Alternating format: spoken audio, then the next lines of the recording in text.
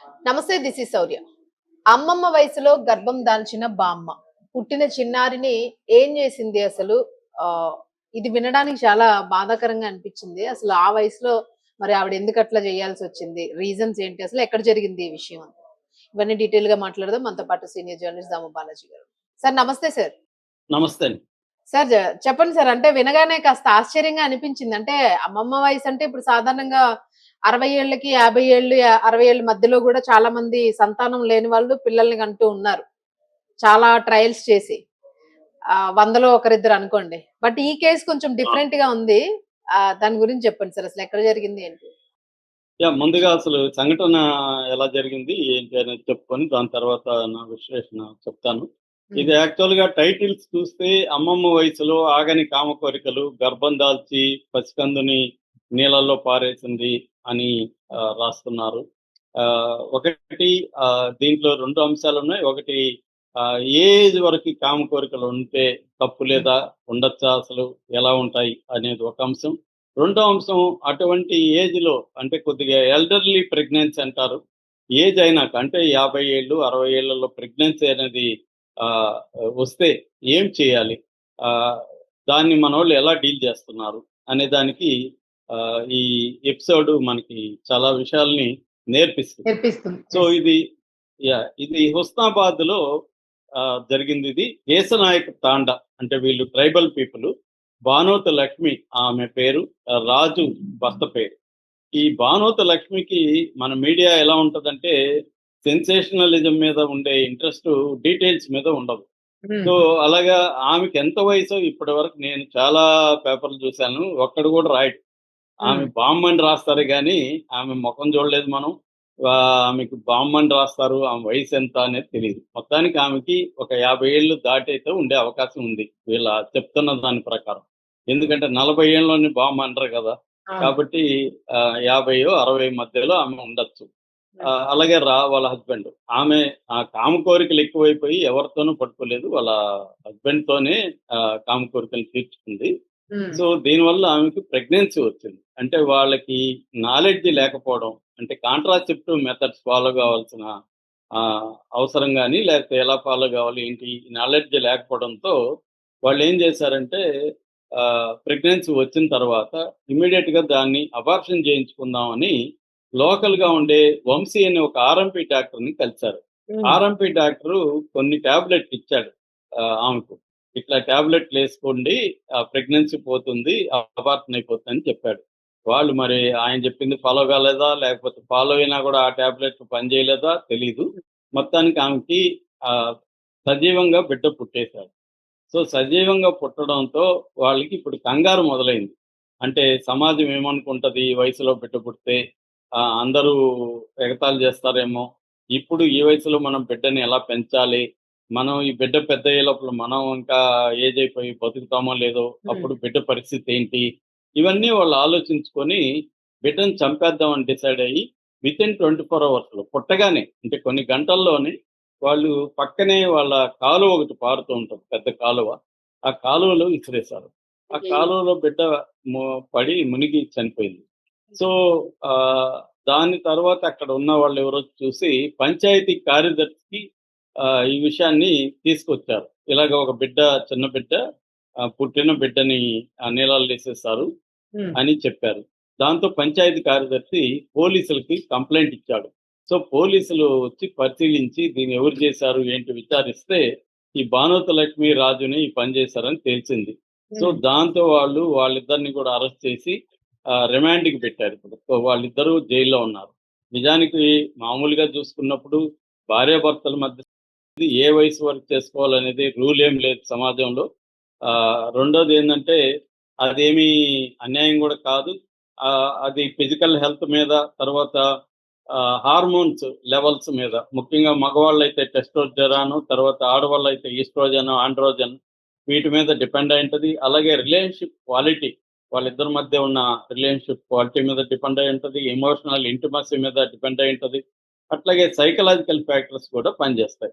చాలా మంది ఆ మధ్య నాకు తెలిసిన ఒక 70 ఏళ్ల ఆయన ఒక సంఘటన చెప్పాడు. ఆయన 86 ఏళ్ల వాళ్ళ బంధువుతో కలిస్తే ఆయన అన్నాడంట, "ఒరేయ్ అబ్బాయి నాకు ఈ వయసులో సెక్స్ కోరికలు వస్తున్నాయి. మీ బామ్మకేమో లేవు.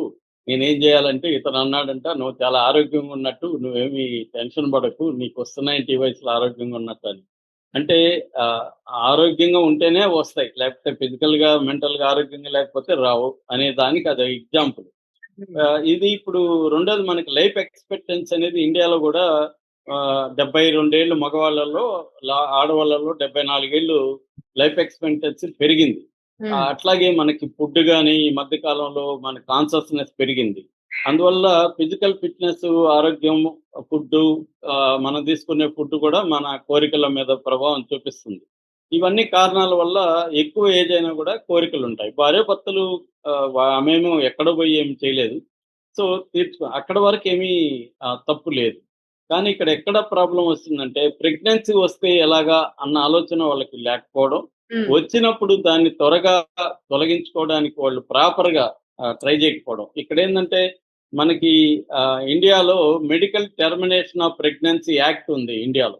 అంటే ప్రాపర్‌గా భార్యాభర్తలెళ్లి అఫ్సెల్‌గా ప్రెగ్న అబార్షన్ చేయించుకోవడం అనేది మెడికల్ కారణాలతో చేయించుకోవాలి తప్ప, ఇట్లా ఇల్లీగల్‌గా పోయి మెడికల్‌గా అబార్షన్ చేస్తే డాక్టర్‌కి కేసు బుక్ అవుతుంది డాక్టర్ మీద. ఇప్పుడు వీళ్ళ మీద గూడా అవుతుంది. అట్లాగే ఇప్పుడు డాక్టర్‌ని గూడా ఆర్ఎంపీ డాక్టర్ వంశీని గూడా ఈ కేసులో అరెస్ట్ చేశారనమాట. సో, ఇది అన్నమాట మేజర్ ప్రాబ్లము. దీని మీద ఇప్పుడు ఎల్డర్లీ ప్రెగ్నెన్సీ అనేది ఈ మధ్య ఇండియాలో పెరుగుతుంది. దీని మీద నాకు తెలిసి ఇండియాలో 5, 6 సినిమాలు గూడా వచ్చాయి. అవును ఆ సార్. మధ్య 'వాటర్' అనే సినిమా వచ్చింది. తర్వాత 'బదాయి హో' అనే వెరీ పాపులర్, చాలా పెద్ద హిట్ అయింది 'బదాయి హో'. దాంట్లో గూడా ఆమె 45, 50 ఏళ్ళు ఆమె, వాళ్ళ కొడుకు పెద్దోడు, 20 ఏళ్ళ కొడుకుంటాడు. అప్పుడు ఆమె ప్రెగ్నెంట్ అవుతుంది. దాని మీద చాలా వండర్‌ఫుల్‌గా డీల్ చేశారు. తమిళ్‌లో గూడా 'వీటిలో విశేషం' అని రీమేక్ అయింది. అట్లాగే 'గుడ్ లక్' అని సినిమా ఉంది. అందులో 75 ఏళ్ల బామ్మకి ప్రెగ్నెన్సీ వస్తుంది ఆ 'గుడ్ లక్' సినిమాలో. దాన్ని ఎలా డీల్ చేశారనేది ఆ సినిమా. అట్లాగే 'బ్రో డాడ్', సారీ, ఇది 'గుడ్ లక్' కాదు. 'బ్రో డాడీలో' 75 ఏళ్ల బామ్మకొస్తుంది. 'గుడ్ లక్‌లో' కూడా ఎల్డర్లీ ప్రెగ్నెన్సీ మీద డీల్ చేశారనమాట. ఇది వరల్డ్ వైడ్ ఉన్న సిండ్రోమే. దీన్ని ఎలా డీల్ చేస్తాము అనేది ఇంపార్టెంట్. యాక్చువల్‌గా ఇవాళ మనకి కాంట్రాసెప్టివ్ మెథడ్స్ బాగా పెరిగాయి. అర్బన్‌లో అయితే 71 అవర్ పిల్ అదేదో ఉంది. సో, అలాంటివి వాడడం, లేకపోతే ఎర్లీగా డాక్టర్ల దగ్గరికి పోతే కూడా పిల్స్‌తోనే, టాబ్లెట్స్‌తోనే ప్రెగ్నెన్సీ అనేది తీసేయొచ్చు. కానీ వీళ్ళు ఇక్కడ ఇంకొక యాస్పెక్ట్ కూడా, ఇప్పుడు మీడియా రోల్ కూడా, మీడియా టైటిల్ ఎలా పెట్టిందంటే అర్థం అవునవును. ఏంటి? అది ప్రెషర్ పడుతుంది గదా ఏజ్డ్ మీద. అంటే కామ ఎగ్జాక్ట్‌లీ కోరికలు సార్. ఉండవద్దా? బామ్మకు ఉండొద్దా? ఉంటే తప్పేంటి? అనేది లేకుండా ఒక ప్రెషర్‌ని క్రియేట్ చేస్తుంది సమాజం. అంటే హానర్ సంబంధించిన ఒక యాంగ్జైటీ అనేది మనందరికీ ఉంటది. అంటే ఎవరేమనుకుంటారో, సమాజం మనల్ని ఎలా చూస్తుందో అనేది, రాను రాను కూడా ఈ మధ్య మోరల్ పోలీసింగ్ అనేది ఇండియాలో బాగా పెరిగింది. ఈ అవును. మోరల్ పోలీసింగ్ వల్ల ఏజ్ అయినాక మనకి కోరికలు ఉండొద్దని, ఉంటే తప్పని, అవమానం అని, షేమ్‌గా ఫీల్ అవ్వడం. మనం చివరికి భార్యాభర్తలు ఎక్స్‌ప్రెస్ చేసుకోవాలంటే కూడా ఒక సిగ్గుపడ్డము, అవమానకరంగా ఫీల్ అవ్వడము అనేది అవును. పెరిగిపోయింది. అంటే మన మీద అదేదో తెలమంటాడు, ఈ పందులు ఆహ్, తమను తాము నగ్నంగా చూసుకోవడానికి కూడా భయపడతారని ఒక దీంట్లో అంటాడు. అలాంటి ఒక షేమ్‌ని, ఒక గిల్ట్‌ని, ఒక అపరాధ భావనని సమాజం మనకు కలిగిస్తుంది.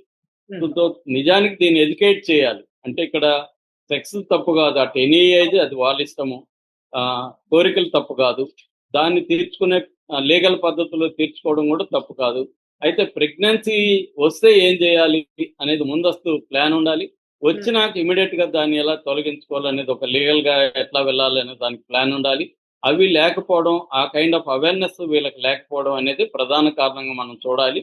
మ మన సమాజం తప్పు కూడా ఇక్కడ క్లియర్‌గా కనబడుతుంది. అంటే మనది హానర్ బేస్డ్ సొసైటీ అంటారు.